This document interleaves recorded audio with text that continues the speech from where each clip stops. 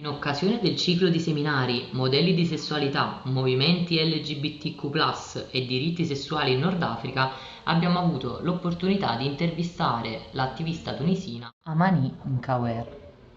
Per prima cosa le abbiamo chiesto quali siano gli strumenti e le occasioni formali o informali che hanno a disposizione i giovani tunisini per acquisire conoscenze in merito al macro tema LGBTQ+. Actually, it's a bit. To answer this question, I need to talk about two or three categories, different categories. If we talk about the young people at school, at very early school, there is no sexual education or gender education, but it's actually now under the debate whether we should include it or not for the safety of young kids, of sexual harassment and all of that. And many people think that it's super important, but still the government is a bit afraid of this subject. It's a bit tricky for them. But now we are advocating for the implementation of these strategies in schools. After school, it's a very delicate and important phase where there is no possible way to contact even a psychologist, which is super bad. And I remember myself that back at that time I did not get any help, or when I needed to talk to someone there was no one.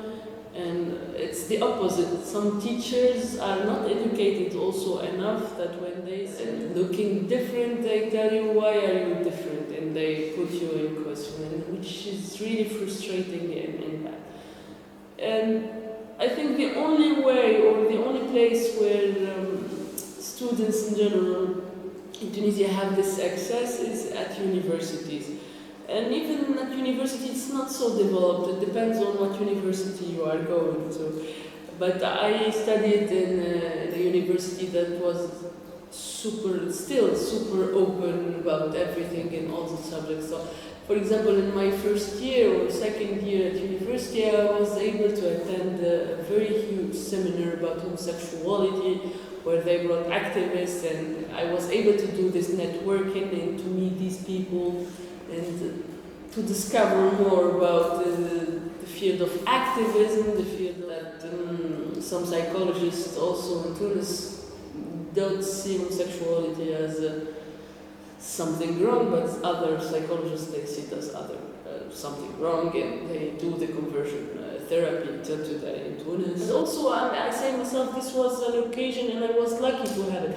I don't think people there are having it right now.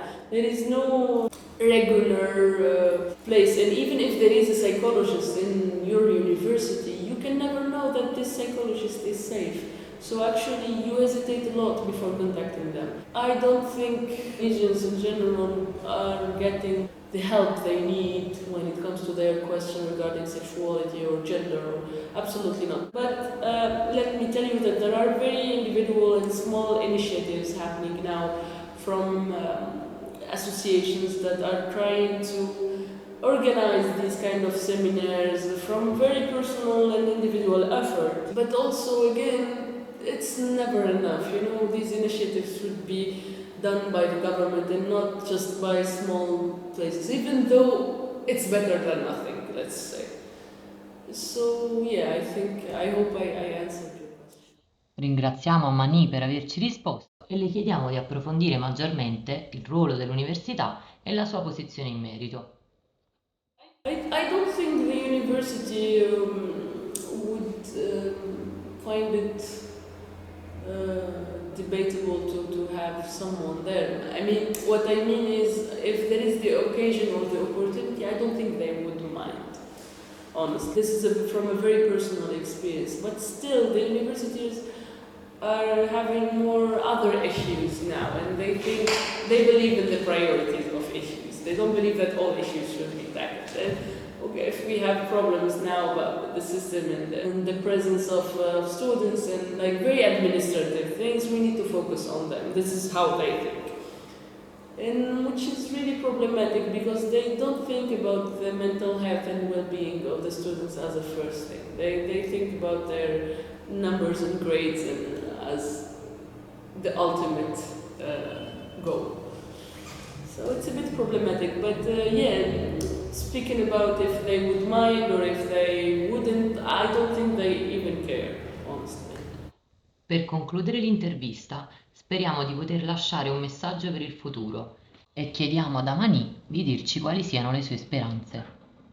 I think that the sexual education is something that you need to teach your children first at home and then at school to support whatever you are dealing with, because not all parents are well informed. But if they bring professionals to schools, and school is the first place where you could start to discover your society and yourself, because you discover yourself through others. And I think it's super important to have these two things, the sexual education and the mental health support. So it starts from a very early age until, and it should never stop, actually. So I hope one day that in Tunisia they start implementing this strategy, and I hope they will be able to know how important and how good are the results of this if one day it is correctly and well applied.